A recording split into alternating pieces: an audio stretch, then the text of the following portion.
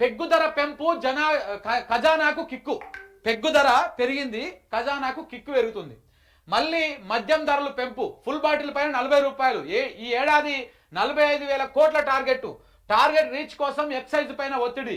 ఓవైపు లిక్కర్ ధరల పెంపు, మరొక వైపు మరిన్ని బార్లకు అనుమతి. మద్యం ఆదాయం పైన సర్కారు ఆధారపడ్డది.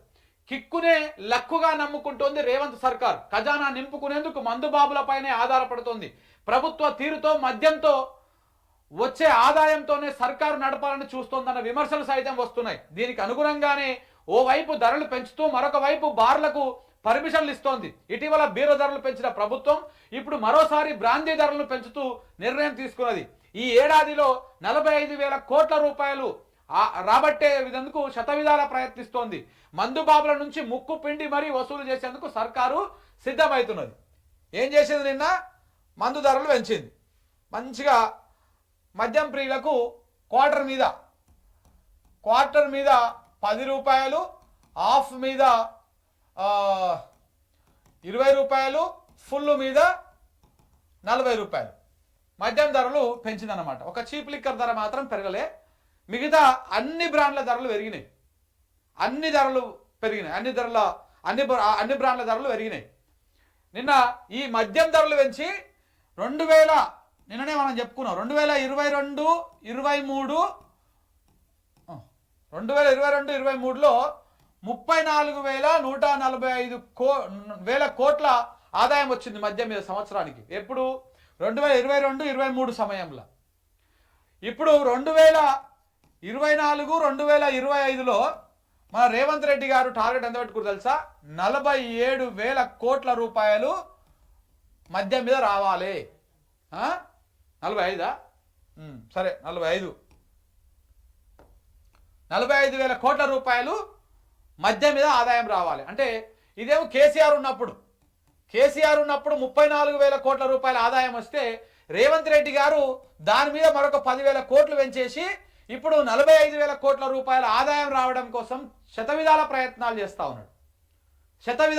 ఓన్లీ మద్యం మీదనే, బీర్లు, ఈ లిక్కరు, వీటన్నిటి మీదనే 45,000 కోట్ల రూపాయల ఆదాయం రాష్ట్రానికి రావాలనేటువంటి ప్రయత్నంలో భాగంగా జరుగుతున్నటువంటి వ్యవహారం ఇది. అందుకే నిన్న రేట్లు పెంచారు. అంతకుముందు బీర్ల రేట్లు పెంచారు. ఓన్లీ పెరిగిన రేట్లే కనపడుతున్నాయి మనకు. పెరిగినటువంటి బార్ల సంఖ్య, పెరిగినటువంటి వైన్స్ల సంఖ్య, పెరిగినటువంటి బెల్ట్ షాపుల సంఖ్య ఇవి కనపడతలేవు.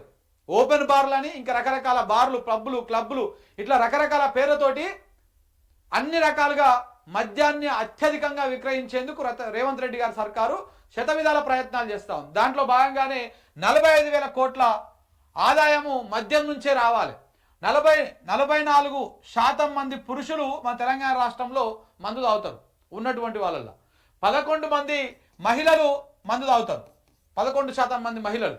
వీళ్ళ సంఖ్య కూడా పెంచడం కోసం శతవిధాల ప్రయత్నాలు చేస్తూ ఉన్నది.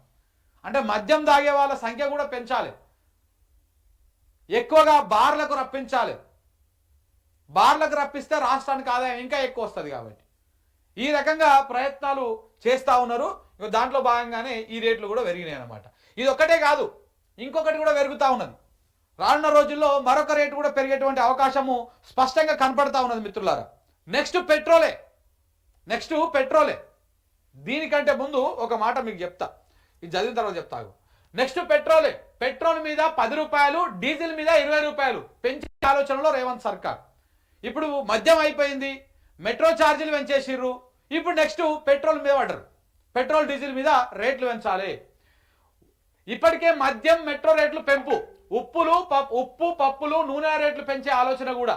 ధరలు పెంపే దిక్కంటున్న కాంగ్రెస్ ప్రభుత్వం. ఇటీవలే రాష్ట్ర ఆర్థిక పరిస్థితి బాలేదన్న సీఎం అప్పు కూడా పుడతలేదని చెప్పడంతో అనుమానాలు. ఒక్కొక్కటిగా ధరలు పెంచాలనే యోచన. రాష్ట్ర ఖజానా ఖాళీ అయ్యింది, అభివృద్ధి జరుగుతలేదు, ఆదాయం పెరుగుతలేదు, ఎక్కడా అప్పు పుడతలేదు. దీంతో సర్కారు జనం నెత్తినే భారం మోపేందుకు సిద్ధమైనట్టు తెలుస్తోంది. ధరల పెంపు తప్ప మరో గత్యంతరం లేదని తెలుస్తోంది. ఇప్పటికే రాష్ట్రానికి ప్రధాన ఆదాయ వనరుగా ఉన్న రిజిస్ట్రేషన్ ఛార్జీలు, మద్యం ధరలు పెంచింది. ఇప్పుడు మరొక పిడుగు వేసేందుకు రెడీ అవుతున్నది. పెట్రో ఉత్పత్తుల ధరలను, నిత్యావసర వస్తువుల ధరలను అమాంతం పెంచాలని రేవంత్ సర్కారు ప్రభుత్వము ఆలోచిస్తున్నట్టు సమాచారం.